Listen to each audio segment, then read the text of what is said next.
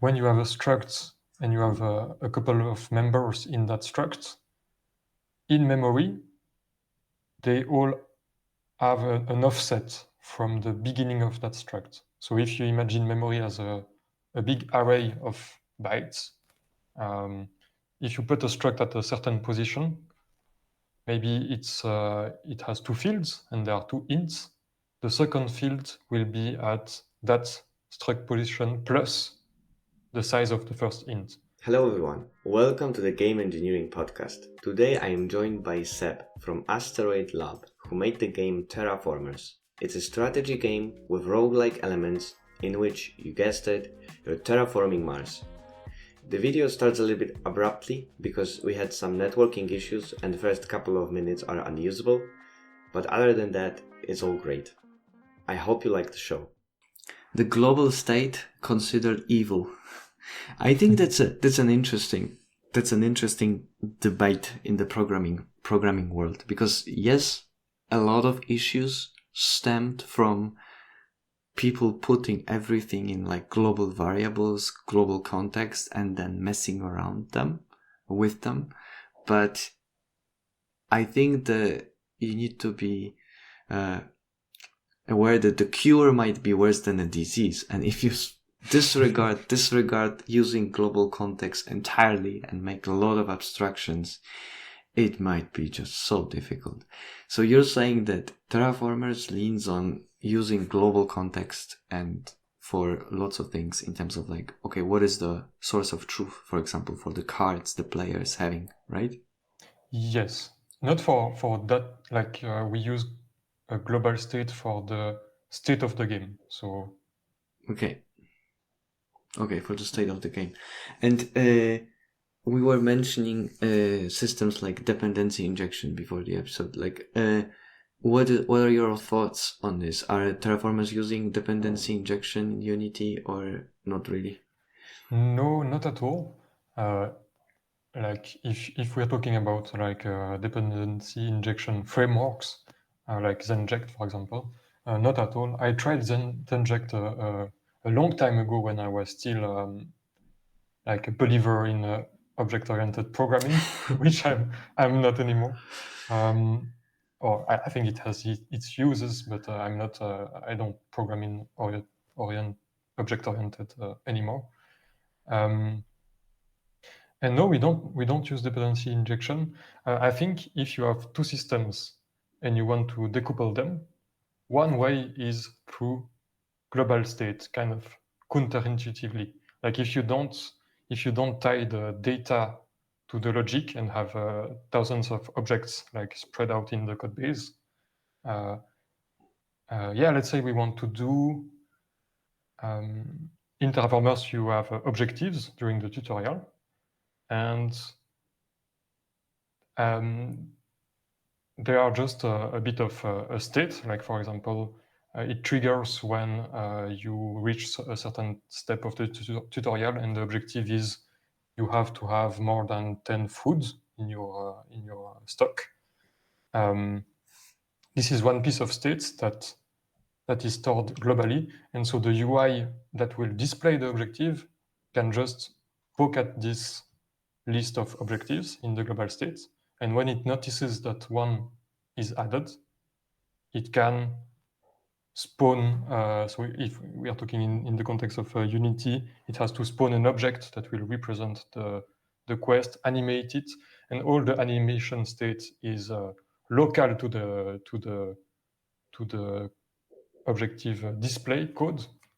But the source of truth, that is there an objective and is it complete and what's the type of the objective, etc., is exposed through this global state. And so you can decouple the system that will display the objective and the system that will check if the objective is completed and maybe mark it as completed. Those can be completely separated. And so we can separate presentation and game logic. Okay. And I think that's an effective way to do it for a game. Okay. How big of this global context is for Terraformers? It's pretty big. It's pretty big. If I cannot show you the screen since it's a podcast, but an audio podcast. But over time it grew a lot. But what's nice is that we always know if something is the source of truth, as I was mentioning, or if it's cosmetic, or if it doesn't have to be saved with the game typically, because that also we rely on that game state to do saves and undo and Yeah, and yeah. this is because I ask you for all the listeners. I asked Sebastien before so that he can prepare some systems that we can discuss from Terraformers in more detail. And you just mentioned the save system, which is one of the interesting parts of Terraformers.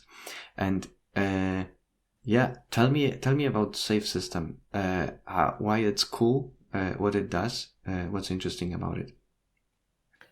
Sure. So the save system, from the start, we wanted it to be fast enough that you don't notice a save at all. So if you place a building on a slot on a planet location, we want to be able to do a save at that point, and you not noticing any stuttering or any hanging of the game. And so to be able to do that, we cannot really have many objects spread around in memory and call a virtual function on every of them to serialize the state of the game. So that could be one way to do it. Like on every object that you have, you implement a serialize function. And by the way, serialization for the audience, it's taking the state of something and putting it in a binary, a linear form that we can save, for example, to a file. And so the point is that we can go the other way. We can load that binary linear form from a file and put it back in the object. Yeah. And what we do, instead of implementing functions that will serialize objects individually, is we walk that static state in a centralized place. So we use C# reflection to build basically a structure of how the data is laid out in the game state struct. And we walk all the fields of that struct. So that could be, there is an array of all the regions on the planet, and then there is an array of all the cards that you have in hand, and then there is an array of all the resources that you have in your stock. And that code that serializes the game, it will walk all those fields one by one and copy the data from those arrays into a buffer, a binary buffer. And I think that way we kind of managed to separate completely the serialization from the game logic and the game structures. Like we can operate on a completely external structure of data, if that makes sense.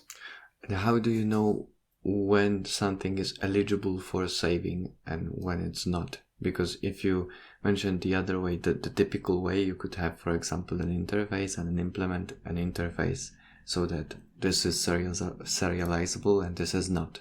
And if you're relying on reflection, you need to know that this class is having some data that is used to save, that is useful to save, and we want them saved, and the other parts are not. Right. Yes. Indeed, in a object-oriented fashion, you would indeed have different fields on your objects and classes and have to mark the ones that you want to serialize. But the way we do it, if we come back to the example of the objectives that pop up on your screen and the animations that are applied to them and such, for us it's super simple because the state that is the source of truth is in the game state struct, that big struct that contains all the state, and the state that is cosmetic, the animation position, the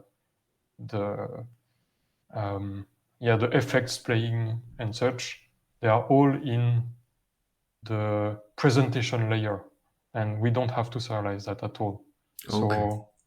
So we never store in the object, let's say, we never store the animation state. It's external. So you're saving the data that needs to be persisted, serialized in the global state. So you know that what you really want is just to serialize the global state and not anything else. Like, correct. Okay. Now that's smart.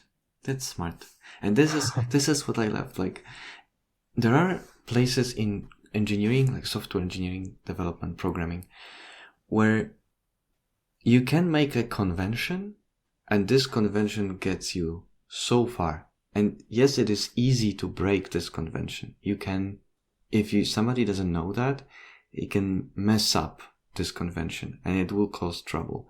But if you have a small team or a team that is communicating well enough that you can establish this convention, you can avoid so many tools and hurdles and to create like a very sophisticated system that will notice you, warn you when you're doing something different. Like, for example, the object-oriented architecture. You can remove all of this friction and have this one convention that allows you to go so far with this. Okay, anything that we want to serialize needs to be in the global state. So that's simple and useful. I like that. And this, are there any interesting features about the save system? I think the fact that it works with the C# reflection is pretty neat. Is reflection fast enough for this? Yeah, good question. Yes. It's not fast enough if you always call the C# reflection APIs each time you process an object or something. But we do it at startup. So the very first thing that we do when we boot the game is to register all the types that we have in that global state. And I think we do it currently. We just have to pass that global game state struct. I think it's called game state to our system, and it will itself call all the reflection APIs recursively for all the fields and their own types, and build a map of the. Basically, it builds. So when you have a struct or a class, they are basically the same things. In C#, a struct is perhaps a little bit. It's copied by value, but I don't want to go into that too much. Yeah. But it's you can lay them in memory side by side easily. And what did I want to say? Oh yeah, when you have a struct and you have a couple of members in that struct, in memory, they all have an offset from the beginning of that struct. So if you imagine memory as a big array of bytes, if you put a struct at a certain position, maybe it has two fields and there are two ints. The second field will be at that struct position plus the size of the first int. And so we just record that offset for each field and have a little map of where each field of each type is. And that way we can very quickly copy the memory from the running game into a serialized file and back. And so, yeah, I think the fact that we can leverage the C# reflection and then have a very low-level system that works with any struct is quite awesome. And I should say there is a caveat, is that we can only use primitive types and structs of primitive types, and we support arrays and lists, and I think I added like queues and stuff like that for edge cases, but But for the global state, I find that we don't really need much more than arrays and ints and floats and strings. Okay, that's cool. And you're updating on a save moment, you're updating the full array. You're not trying to see what has been changed and update only these parts. It's great question. No, we save the whole thing every time, and it's small enough that it's not a problem at all. okay. And it's fast enough as well. Like the advantage of a straightforward and kind of simple system like this, as you said, with all the limitation of we have to all code that way, but is that it can be super fast, and we don't need to do any delta patch. Yeah. And for people that come from like software engineering background, it might be not obvious why it's a binary format instead of like a text format like JSON or XML. I guess you kind of alluded to this in terms of like performance. Have you tried to see what would be the difference with like using let's say more text format, so you could see what is in the save file, but it would be evidently like much slower in terms of the saving data? Have you did this like comparison or not really? That's a great question. Well, I've worked in the past with save files that are text-based, maybe JSON or even YAML, which Unity uses. I think the performance is the number one reason why we went for binary. I think most of the time you don't really look at the data, like if it becomes quite big in terms of reading it for a human. So I prefer to just have some kind of inspector in the game or in Unity that can work that data. But it's true that text formats have the advantage of being readable, human readable, and binary has not. And the reason is indeed just performance. Like, even if saving something in JSON might be very fast at first, once the game grows, there is a risk that it becomes too slow, and then you have to optimize, and then maybe you're stuck because it's too late. Your beta players already have saves, so you should change the format of the save, and it's complex. And for the performance aspect, there is also the problem of CG allocation or garbage collected allocations in C#, because C# obviously it's not like you have to write the code carefully if you don't want to have a lot of allocations that will have to be cleaned up by C# by Mono. And writing a binary serializer is easy to do without allocations, but once you work with strings in C#, it's a death sentence in terms of allocations. So that's also a reason. Yeah, and I recall some tests that we've done in my work when doing things related to web development and pretty much any kind of operation. When you are receiving a request that is formed in JSON, and you need to parse the JSON, do some sort of computation, and that's it. 90% of the time was spent on parsing the JSON. That's how performance intensive it is compared to just like multiplying numbers or doing things like mathematical operations. Like it's really that much. So like, and you may recall Casey Muratori, and he's doing the performance aware programming series, and this is big fan. This is I think at some point, maybe it's not the first part, but this is exactly the exercise people go through. They're creating a large JSON file, and then they parse it and compare the performance of a generic JSON parser and the parser that knows what will be the structure and how much already you can optimize with just knowing what will be the next key, like just knowing the format. And it still is like more than 90% time spent in JSON parsing, not in the mathematical operations after you read all the data.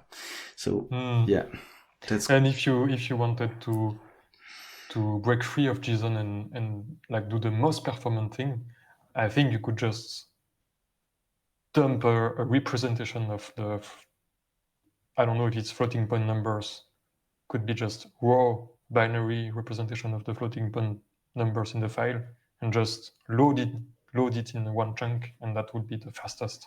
Yeah. But then you lose flexibility. But yeah, interesting.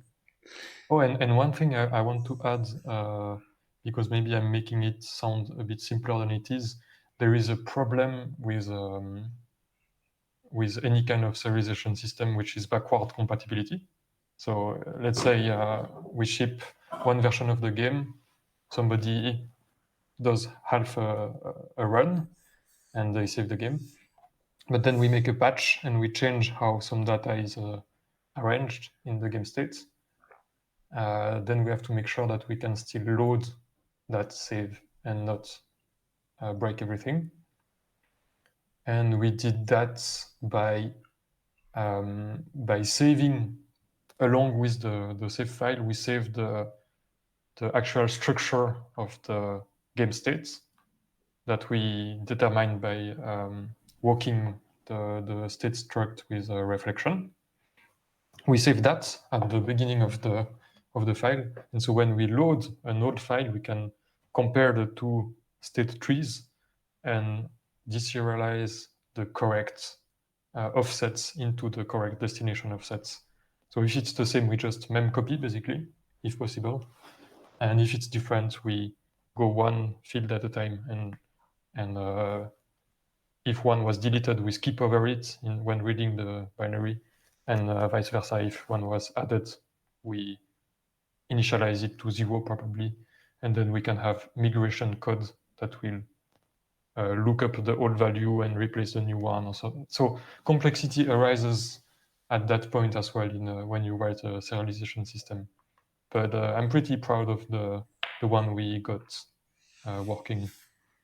Yeah, but this, yeah, that's true. But this backward compatibility is only necessary when you plan to change this in the future. Like you could make a case that you want to do just like one game, and after you ship it and you never touch it, right? Like I would say it would be bold claim, but yeah.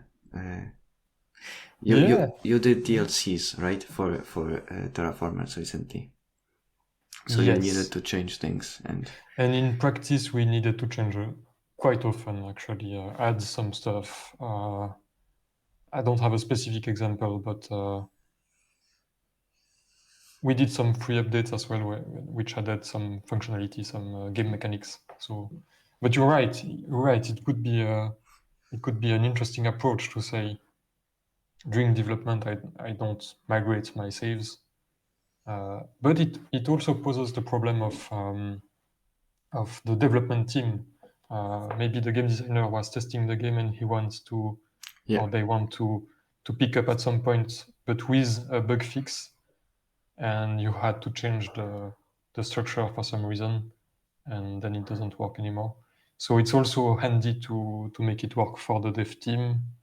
And also we happen to have used that system, that serialization system, also to serialize some game data that was cosmetic. So, for example, the buildings, how they appear, and some just settings like there is like little people that walk around the buildings. I don't know if it's very visible in the current version of the game, but they exit through doors, and so we have to specify where the door is on the picture, and we use that serialization system to store that information.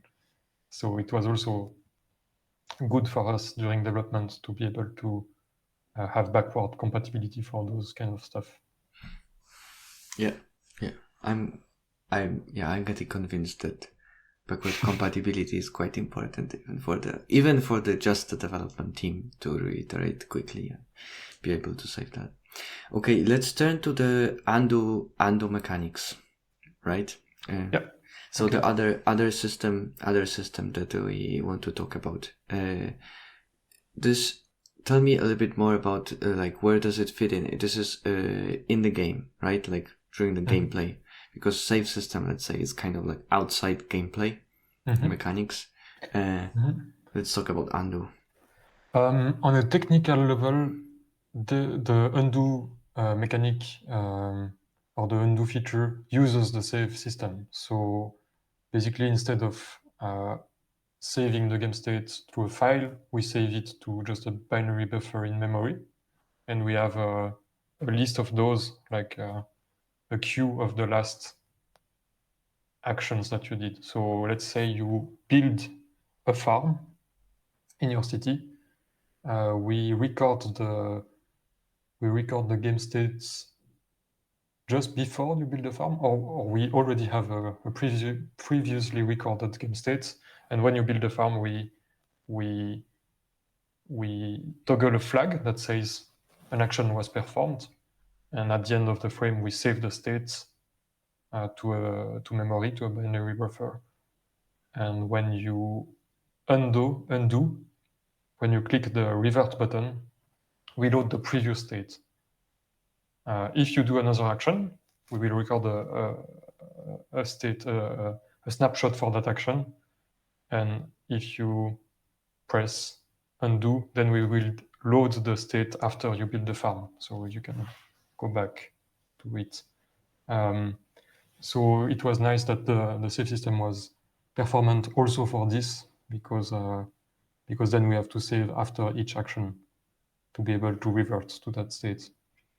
And this is for all of the actions that players do in terms of playing cards and building new things.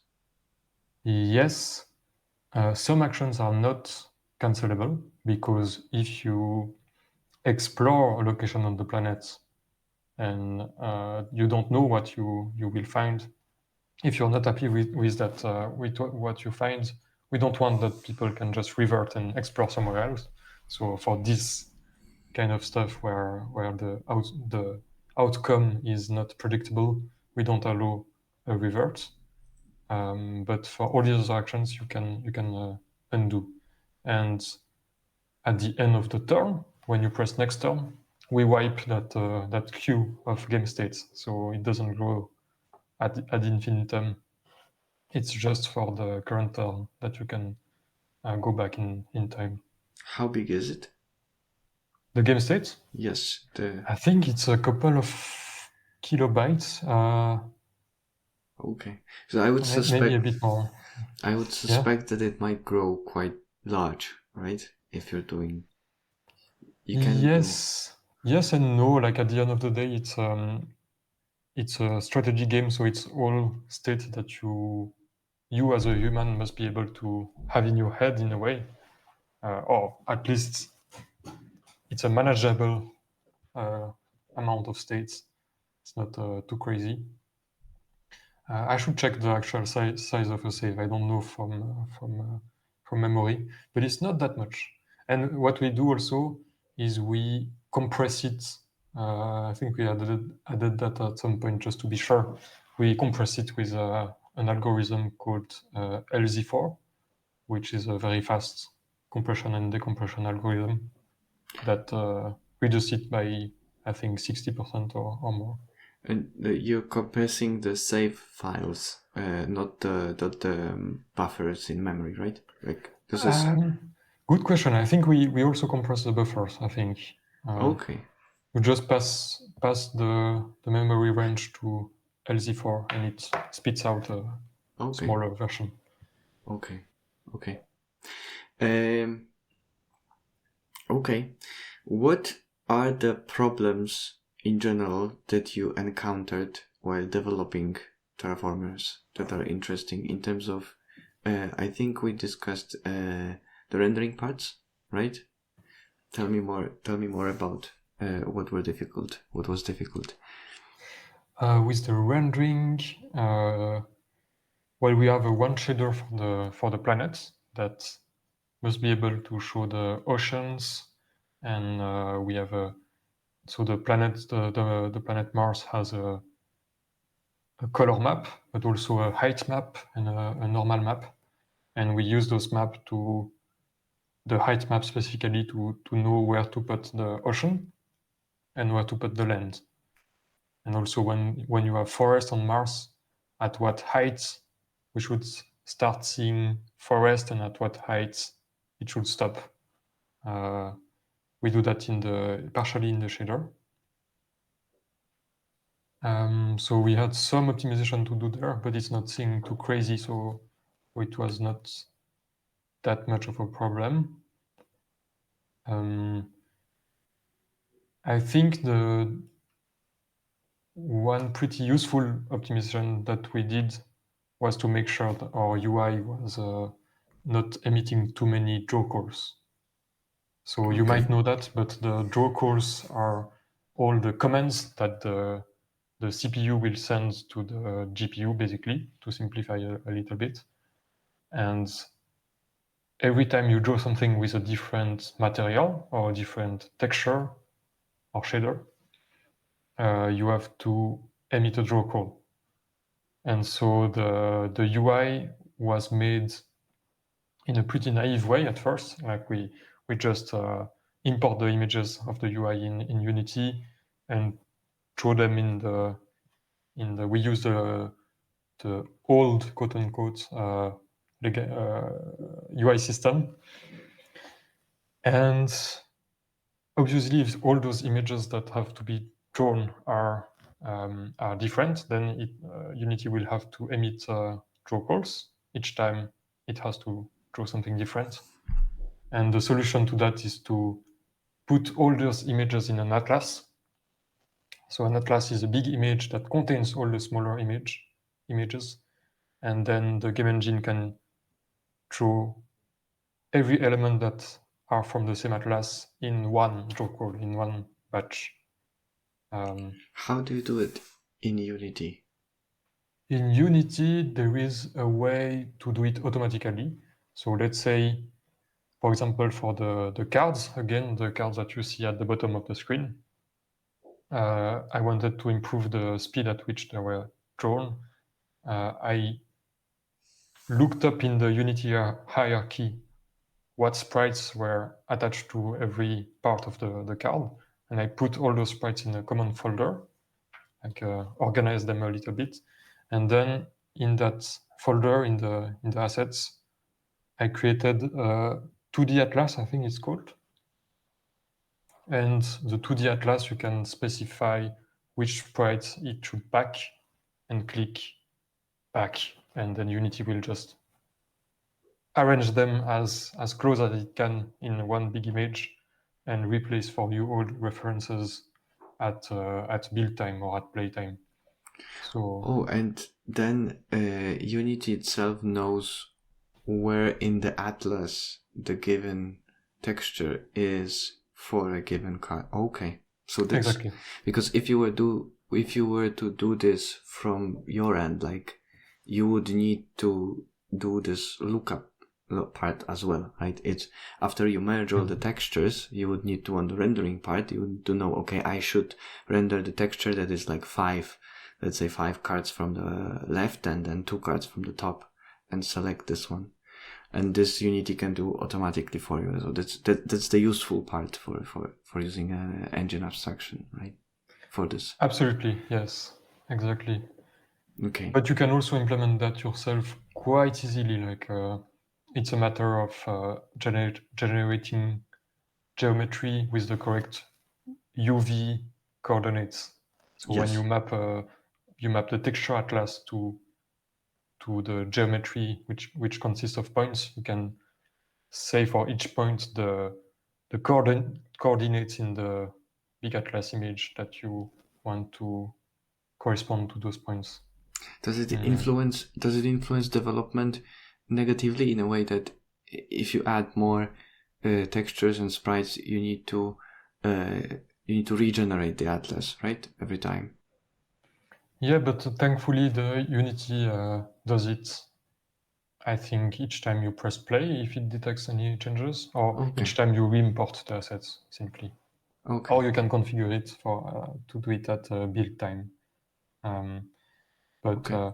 so the only downside is you have to do a little bit of manual work to sort out which sprites should be drawn should be packed in the same atlas and think about it. But that's just what you have to do to optimize. And maybe the packing time was a bit annoying sometimes. I don't know why, but sometimes when we re-imported the project, the packing was very long. That's just one side effect. Look, I don't know. Unity problem. Sometimes you can't only just shrug, right? Because like Mhm. some parts are closed and there's no real help. Exactly. can- Yeah. Exactly. Okay. We were discussing earlier. What kind of cool shaders are you using in Terraformers? Right. So there is that planet one, which is pretty cool. Actually, quick anecdote: the first versions of Terraformers were kind of physics simulation experiments that Alexi, one of the other programmer, another co-founder of the company, made, and it was really basically a big shader with a lot of parameters that you could tweak with how much oxygen, how much atmosphere, and it will calculate like the height of the tree line, the snow line, and whether or not the ocean were frozen, for example. That was a big shader. And then when the game became more gamey with more game design, we had to, of course, simplify it a little bit and say now that it's region based, we had to tweak the shader so it shows what you expect in terms of gameplay.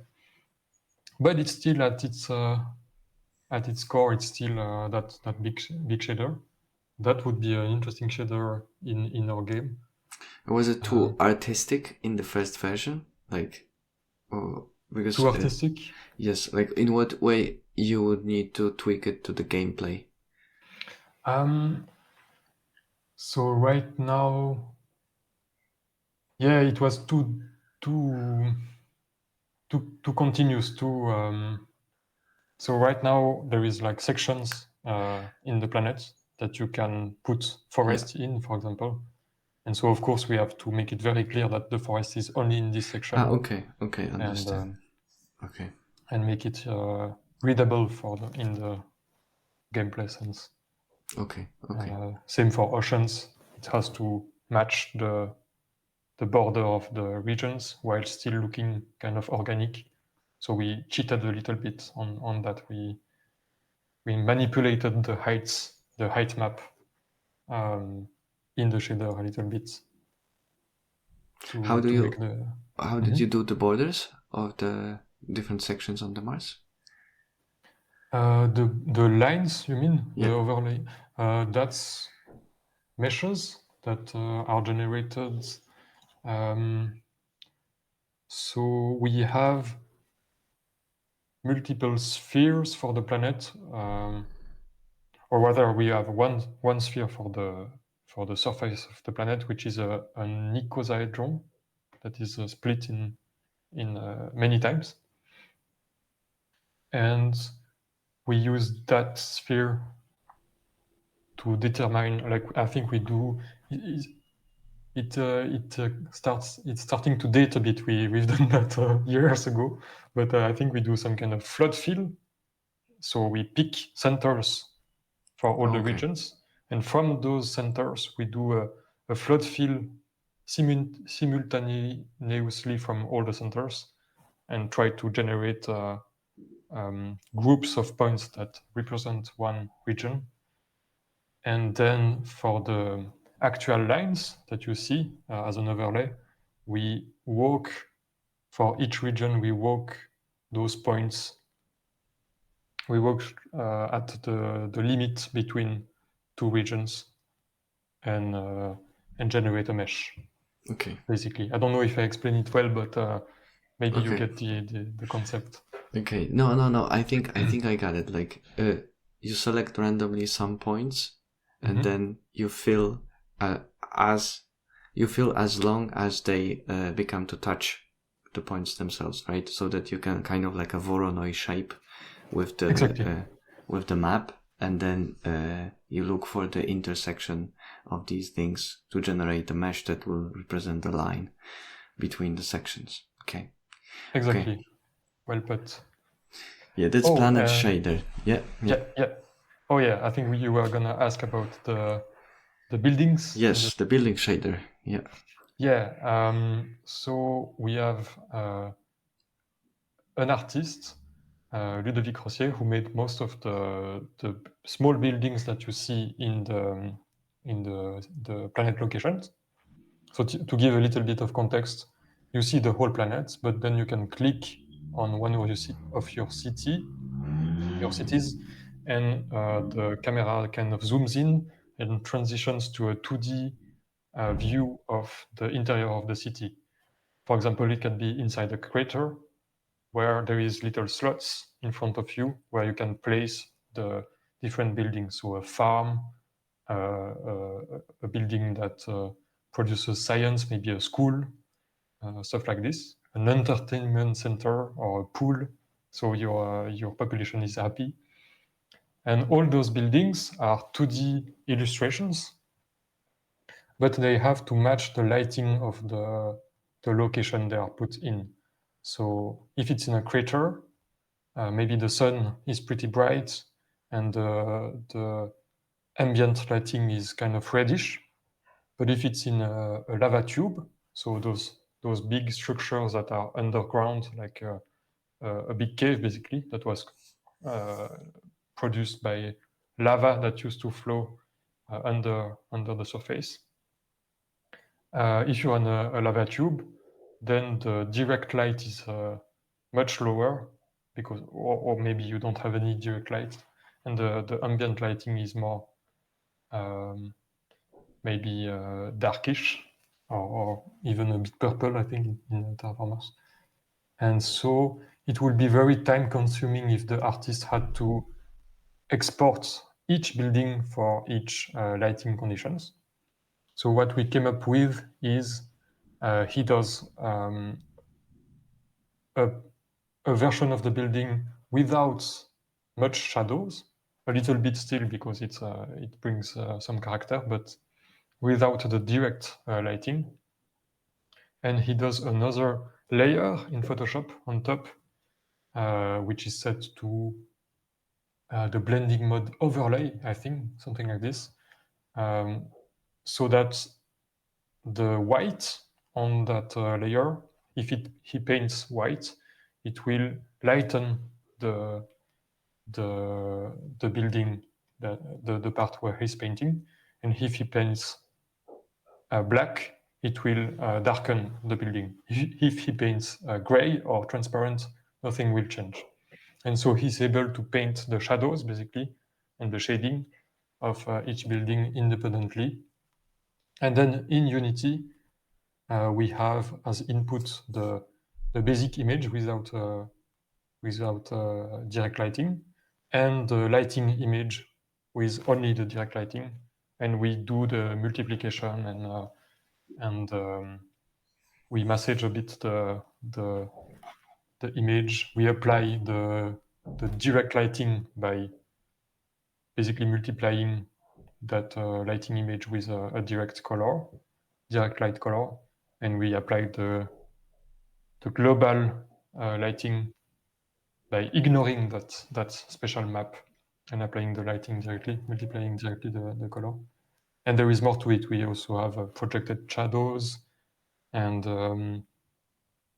I think it works quite well. Like it's pretty fun to tweak the colors and see the whole ambience changing, and it allowed us also to adapt the buildings for a terraformed planet, because of course, since you can bring oxygen and atmosphere and temperature and plants, the whole environment changes, and the buildings have to adapt to that changing environment. So they That's also nice. get the bluish tint of the sky when it's fully terraformed, for example. That's nice. And one of the important game dev problems is the cost of making assets. So any optimization that you do as a team in making assets is helping you develop more gameplay, more features, more things. So this is super interesting that you managed to do one sprite of a building and then with this intelligent map, and again like a convention that can be broken, but still if it's not broken it can get you this far. So this is super cool, and it's exported as two different layers. Or you're reading the PSD Photoshop file directly in the format of the Photoshop? Like how does it look like? Or you're exporting two files? We export two files, but Okay. we could probably break up the PSD, but it was a little bit complex. But what the artist found is he worked himself a script that or a macro or something like this. Yeah. You can hit a keyboard shortcut and pop up the two images are exported instantly. So that's how we and 100% if we didn't have that workflow, I think we wouldn't have that many buildings. So I fully Yeah. agree with what you're saying on Yeah, that. yeah. Okay. How do you test Terraformers? Because Terraformers has economy, and in general, as a strategy game, it's a difficult thing to test. For example, in a Witcher 3, you can test a boss encounter. Obviously, like character can have different level, right? So it can be different, like have different equipment. But in a strategy game, it's more difficult to like imagine what people can have, which kind of resources they can have. Like what is what bunch of resources, for example, is a great reward, and what at which stage of the game, like how do you assess that? How do you test? That's a great question. So one aspect of this is our game designer, Jasper Daman. He carefully thinks through when he makes new buildings, for example, new cards that you can draw. He carefully thinks about the balance beforehand. He made himself a formula, for example, that sums up all the benefits and downsides, I guess, of a project. So we literally have a big spreadsheet with all the projects, and he made And a project, complicated. just to Yep. mention, like project is a card, like a thing you Yeah. can do in a game, because it's project is a weird name and can mean a lot of things. So it's like a thing you can do in a game. Yes, good points. I don't realize anymore, but we call them projects because they are cards, but thematically it's a project that you do either on the planet or in space or even in the solar system with the new DLC. So we have that big spreadsheet, and yeah, he made a formula that tells him if his project is balanced or not, and so he can tweak the numbers and sometimes tweak the formula if something new has come up or trust more his intuition sometimes. But he thinks beforehand quite a lot, and then it's mostly him playing the game when it's everything is implemented, and trying to put himself in the shoes of a more beginner player, I guess, and trying different play styles to be sure that he covers all possible types of player, or at least the majority of them, and making adjustments from there. And I have to say, he's pretty good with balancing. So oftentimes he doesn't have that much changes to do.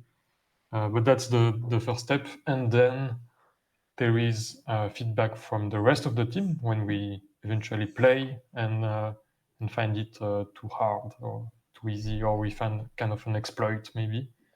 And the publisher, we have a publisher called Goblinz Studio, and they have great QA testers that really like the game, so they tend to play for a good while, and they give great feedback as well. Not only the QA testers, by the way, the whole publishing team is good and give us useful feedback.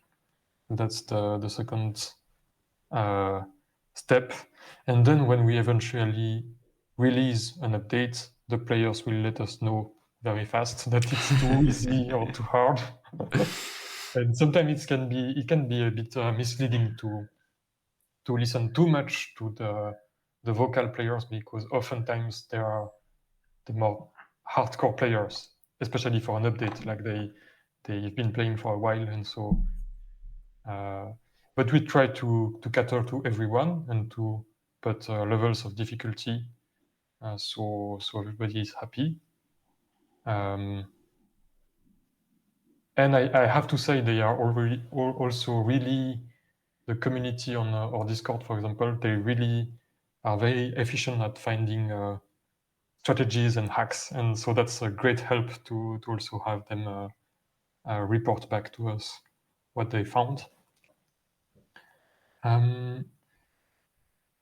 We didn't do that much beta testing with players, like releasing a build to only a select group of players. I think we could do that a little bit more for future games, perhaps. I think that would be useful.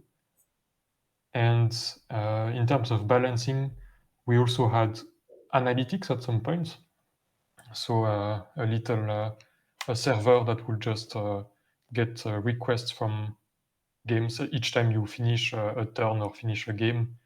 It sends some stats on what cards you played, what projects you played, and where did you struggle. And but we didn't end up using that much. The analytics, we turned them off. We had them at some point during early access, but in the end, it didn't seem worth it to keep them. And also for privacy reason, like we would have to look into more details, how to anonymize everything, and so it wasn't worth it in the end. So we didn't keep that. Okay. And Terraformers is a roguelike.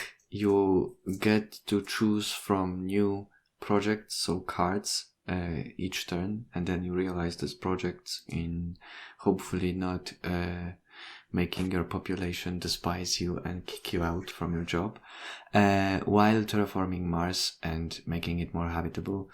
And I'd like to ask a little bit more about the roguelike elements.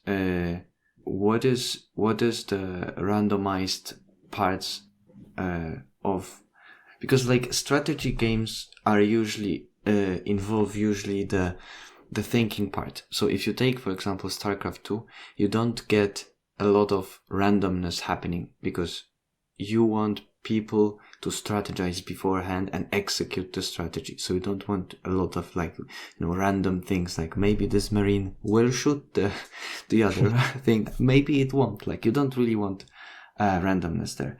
And yet you are combining the random aspects with strategy. So what parts have you found make sense to be randomized in Terraformers, and what's randomized there? Interesting.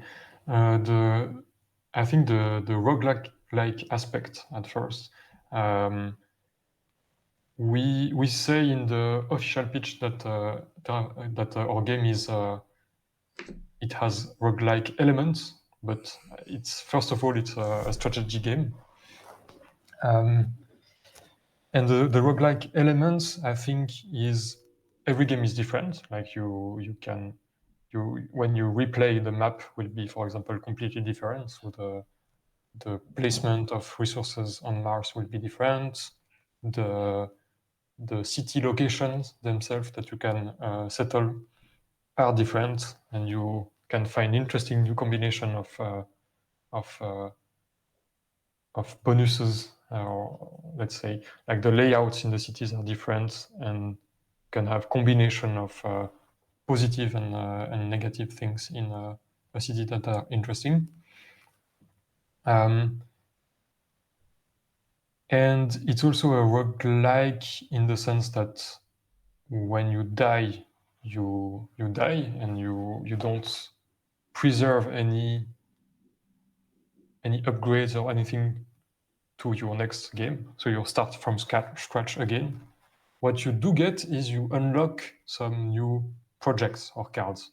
You unlock them, so we might think that it's a roguelite then, because you upgrade. But no, it's not a roguelite, and our game designer is very explicit about that.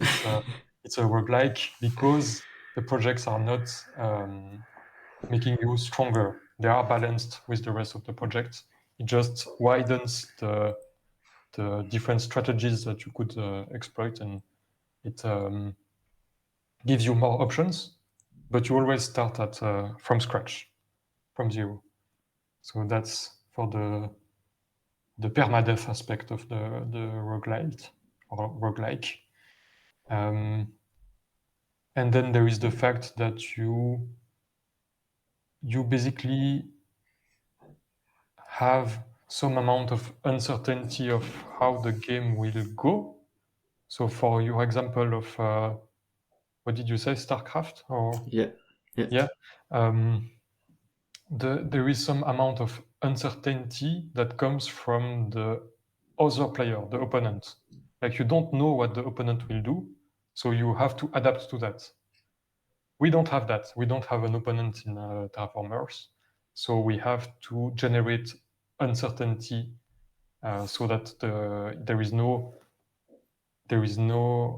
a unique strategy that will always be the winning strategy.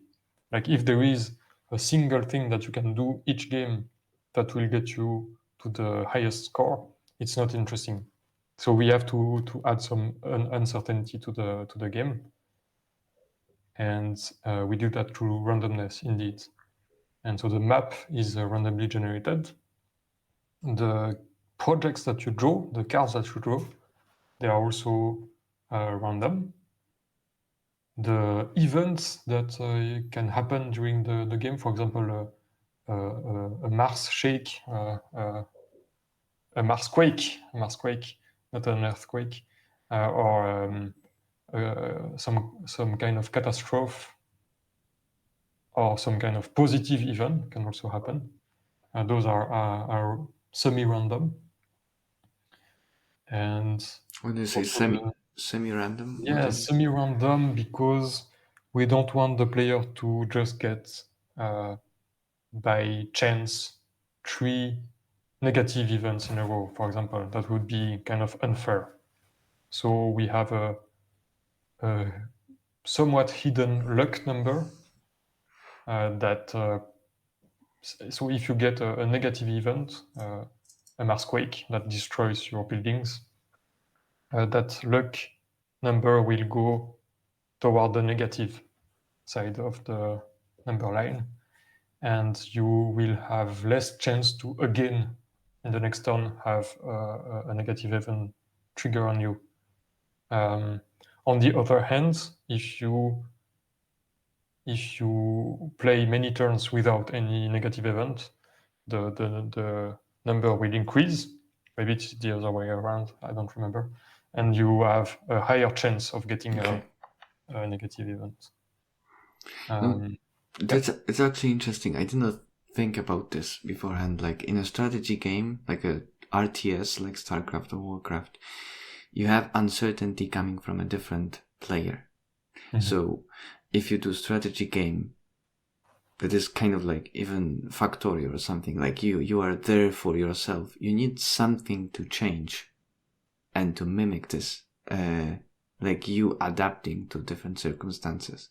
So yeah, you're totally right. Like, and Terraformers do employ a lot of randomness in this, like both events, cards. You can also, different kind of leaders you can select, right? And to make your playthroughs and runs more interesting. Right, and for example, the leaders, they have like skills that can depend on the situation. Like if you have a game where you have one city location with a ton of rocks, for example, then it might make sense to take a leader that has an ability that can remove rocks for free or something like this. So the good part is that it asks you to adapt to the situation constantly. And that's also, there is also a reference that I want to give to the audience quickly. Is Mark Brown. He did a video on input randomness versus output randomness, or maybe the title is two types of randomness, I think. And he explains the difference between the two. And just very quickly, input randomness is when the game gives you a situation and you have to, the situation is random, but then you have to deal with it with all the knowledge in front of you. And output randomness is you perform an action and it might or might not work.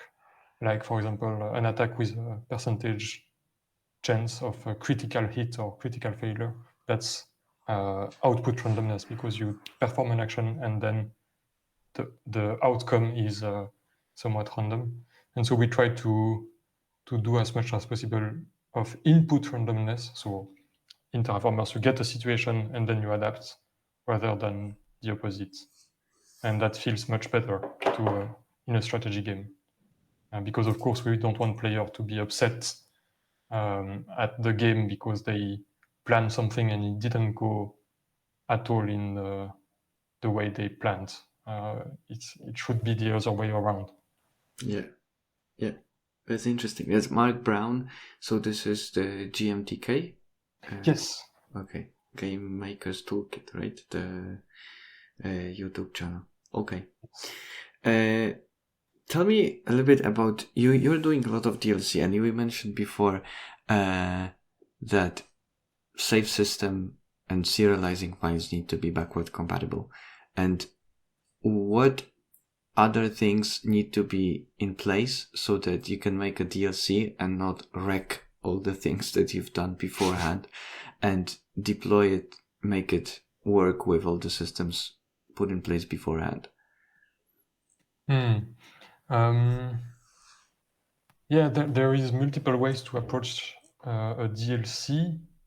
We went for the simplest one, which is basically having the ownership of the DLC is basically a flag that tells you can unlock this part of the game. So for the current DLC that we released a few months back, you get access to a third screen that shows you the whole solar system, and you can play projects there. And if you have the DLC, we allow you to see that screen. If you don't, we don't. And that's the simplest way we had to do it. What we should probably do, and didn't do yet, is put all the assets that are specific to the DLC in a package that we ship with the DLC, so the regular players don't have to download all of this. But turns out it's not that much data in Terraformers case, so we didn't bother yet. But we might want to change that in the future if we do more DLCs. Did you have a situation where you forgot to put this flag in place, and some systems were thinking that you have the DLC even though they shouldn't, and like had conflicts with that? Yes. Yes, we had, for a very strange reason, we had some events triggering that were linked to the DLC where it shouldn't.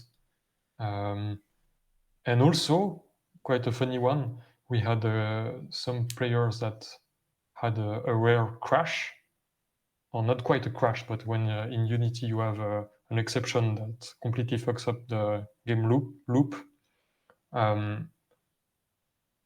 We had some elements for a future DLC that were shown to the player because they were not updating, like the game loop was crashed, so it didn't hide those parts. So we kind of perhaps leaked a little bit of the DLC, but it's out now, so it's all good. Okay. Tell me a little bit about the lessons learned from the Terraformers project. So in terms of the general game development and the game design and iterating on the game, I think it will, like, I would like to remind myself for the future games that it will be kind of shitty before it's good. Like it will have to go through a phase of being not so good before it becomes good. Like we iterated a lot on Terraformers. It changed a lot during the years of development. But that's key. Iteration is key. We shouldn't get too desperate if it doesn't work right away, and keep searching for a better design. So yeah, that's my advice for other game devs and for me in the future as well, to not despair too quickly. Because there were time in the development of Terraformers where the whole team was a bit down because we didn't manage to make it really work. Terraformers took 4 years to make? Yes, Okay. and it's been, yes, if you count from now, it's been out for a year, so 5 years Okay. since the beginning. Okay. Other lessons? For the tech, I think for the kind of game that we are making, at least for Terraformers, I don't know exactly what we will make in the future, but Unity was not the best choice. Like we could have gone for a simpler tech stack and enjoy more flexibility, perhaps. When you say simpler, what do you mean? So I'm working on my free time on a game engine that I use for game jams and small games. But in the future, I hope to use it for a commercial, a bigger game. And at the time where we started Terraformers, we didn't have the knowledge at all to do it from scratch. We knew mostly Unity as a game design, as a game dev tool, let's say. But now I think, like I've learned a lot in the meantime, and I would like to really try to build tools that are, or even an engine that is specialized for the game that we are making, like that doesn't have, because Unity is a generalist engine, and it has to cater to a lot of different kind of games. You have to be able to make a first-person shooter in Unity, as well as a 2D mobile game. And so they make choices that we wouldn't make for our game. And I think with a lightweight tech stack, like so my current pick would be simply C with some lightweight libraries. C, not even C++. Not even C++. Yeah, I really like the simplicity of C. It sounds maybe a bit scary. It has a reputation of being like you get a seg fault and you don't understand what's up. But actually, if you code in ways where you separate your data and your logic and just use some coding practices that are maybe as simple as possible, it's not so bad. And there are tooling. There is tooling to help you, for example, with memory issues. I'm thinking of the memory sanitizer that comes with Clang, for example. And yeah, coming from C# and Unity, I really enjoyed switching to that simpler language, and it was also a very satisfying learning experience. So that's what I would go for. And currently, I use small libraries. One called Sokol. So Sokol is a collection of small libraries that do graphic abstractions and audio abstraction, and allow you to open a window as well. So Sokol app, Sokol GFX, and Sokol audio. And I find them delightful to work with, and really satisfying. Nice. So yeah, Nice. if some programmers listening to that are tempted to try that kind of stuff, don't hesitate also to try with simple libraries to help you out, and don't hesitate even to contact me if you want to ask some specific questions. And okay, we'll put the info in the description of the video about that. And what is the what's out there for Asteroid Labs in the future? Like, are you working on a new DLC or a new game? What's there? You've published Terraformers, and now you've published the DLC, right, in the beginning of 2024. Yes, exactly. And we are working on another DLC for Terraformers, and also prototyping new games. And one of them we received funding from Pro Helvetia already, so the Swiss Council for Art. So funding, I mean, it's a grant, it's a support for the prototyping phase, and I won't say too much about it because we are not at that stage yet, but we are pretty excited to work on new stuff as well as continuing to support Terraformers. Okay. Where people can follow the work and Terraformers? The best way would be to subscribe to our newsletter. So you can go to our website, terraformers-game.com, and subscribe to the newsletter. We are also on Twitter, and that's the main channels. Okay.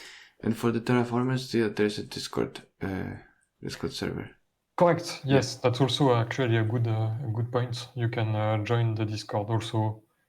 Find the link through the website quite easily, and there is a quite nice community of Terraformers players that share strategies and high scores. It's pretty fun. Okay. Thank you so much. Thank you so much for discussing Terraformers with me and sharing a lot of details that happen under the hood in Terraformers in the game. Thank you for the invitation. It was really fun to talk.